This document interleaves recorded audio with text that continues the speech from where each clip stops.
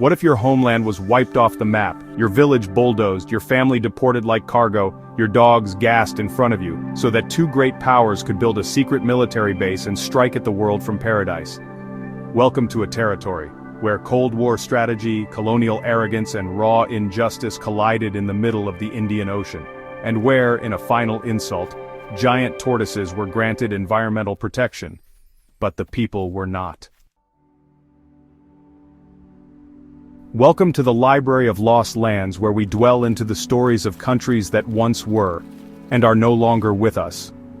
Or, in this strange case where a country exists on paper, without its people. This is one of history's forbidden archipelagos, a territory manufactured on paper, emptied by force, and now sealed behind barbed wire and secrecy. Its name doesn't appear on most tourist maps. It has no capital, no passport, no citizens, but the memory of its people lingers in the courts, in the slums of exile, and in a growing cry for justice. The British Indian Ocean Territory is one of the most chilling additions to the Library of Lost Lands. The British Indian Ocean Territory, or BIOT, consists of 58 small islands scattered like pearls across the vast Indian Ocean. The largest is Diego Garcia, a natural deep-water atoll. BIOT lies over 1,500 kilometers south of India and halfway between East Africa and Indonesia, an ideal launch pad for power projection during the Cold War and beyond. And though it has no native population today, it once did. The Chagossians, a Creole-speaking people descended from enslaved Africans and indentured laborers who lived simple island lives for over a century. The flag of BIOT, a colonial relic, features the Union Jack in the corner, rippling white and blue ocean waves, and a royal crown atop a palm tree, symbolizing British dominion over tropical lands. But no Chagossian symbols appear, because their presence has been erased. In 1965, with Mauritius on the brink of independence, Britain carved off the Chagos archipelago, detaching it in secret and forming a new artificial colony, BIOT. Why? Because the United States wanted a base. Under a hush-hush agreement, Britain handed over Diego Garcia. The United States paid nothing, but offered a discount on Polaris nuclear submarines, a sweetener to cement the Anglo-American alliance. The Cold War was at full tilt. Diego Garcia would become the Western world's unsinkable aircraft carrier in the Indian Ocean. The only obstacle? The people who already lived there. British officials acknowledged, even in private memos, that removing the Chagossians was likely illegal. One memo described the move as needing to be done with the best possible disguise. Another referred to the people as Tarzans and Man Fridays, unfortunately present alongside the bird life. Nonetheless, between 1968 and 1973, the entire population, over 2,000 islanders, was removed. Some were tricked into leaving for medical care or holiday and then refused return. Others were forcibly loaded onto ships and dumped in Mauritius and Seychelles with no compensation. In a grotesque psychological tactic, British officials rounded up and gassed over 1,000 of the islanders' pet dogs, placing them in sealed sheds and piping in exhaust fumes. The message was clear: your turn is next. As the islanders struggled to survive in exile, homeless, unemployed, unrecognized, the UK government claimed they had no right of return, labeling them mere contract workers. Yet during this same period, Britain extended full environmental protections to the island's wildlife, including the tortoises of Alhambra Atoll. The tortoises were shielded by law. The Chagossians were not. Legal battles began in the 1990s. In 2000, the British High Court ruled the deportation illegal. The government appealed and lost again.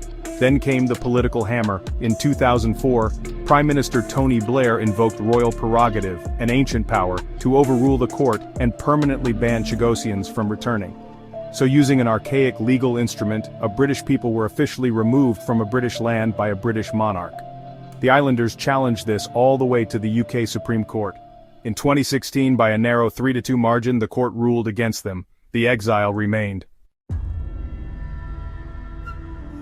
So, the British Indian Ocean Territory has no self-government, no elections, and honestly no citizens at all. Its administrator is simply appointed from London. The legal system? It's really just a shell. The true purpose here is, without a doubt, military.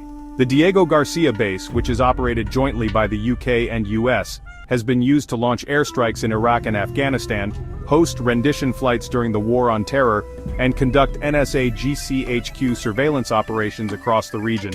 Life for U.S. military personnel on Diego Garcia is a surreal blend of tropical isolation and high-security operations. The island functions like a self-contained floating base, complete with air-conditioned barracks, a cinema, a gym, a bowling alley, and even a fast food outlet, all surrounded by turquoise lagoons and white sand beaches no one is allowed to swim in. Troops stationed there live under strict routine and surveillance, performing round-the-clock operations in intelligence, surveillance, and logistics, often without knowing the full scope of the missions they support. Contact with the outside world is limited.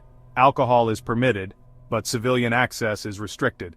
Despite its remote beauty, Diego Garcia is no paradise. It is a fortress, its serenity interrupted only by the hum of aircraft, the echo of classified briefings, and the quiet knowledge that the island's original inhabitants are not allowed to return. The original 50-year lease with the U.S. was renewed in 2016 for another 20 years, without any public consultation whatsoever. In 2019, the International Court of Justice ruled that the UK's control of the islands was illegal and that the archipelago must be returned to Mauritius. The UN General Assembly backed this ruling, but Britain just ignored it. Yet recent quiet negotiations have emerged. Mauritius is now in talks to regain sovereignty, with the agreement that Diego Garcia will remain a permanent U.S. military base under lease. In early 2025, the agreement was finally ratified. The territory would be handed back to Mauritius, but with Diego Garcia leased the USA. The United Kingdom would compensate Mauritius for this, and presumably continue to get the discounts on nuclear submarines from the USA. The Chagossians, meanwhile, still live in exile, stateless, displaced, some still clutching faded photographs of the homes they were forced to leave. Under the latest 2025 agreement, they will eventually be permitted in theory to return to the smaller atolls, but crucially not Diego Garcia, where most of them actually came from. The British Indian Ocean Territory is now designated a marine protected area, with pristine reefs, rare fish, and, yes, those still protected tortoises. The archipelago is, by nature, a paradise, and by policy, a prison. No tourist can visit, no Chagossian can return. The islands thrive in silence. The British Indian Ocean Territory really forces us to ask, what is the value of a homeland? What happens when global strategy bulldozes human lives? And can a land still belong to its people if those people have been forbidden to see it? BioT is not just a lost land, it's an erased one, but the memory remains, carried by a people who refuse to forget. So we ask you, can paradise be reclaimed by those it cast out, or will it remain a monument to exile, forever guarded by soldiers, satellites, and tortoises?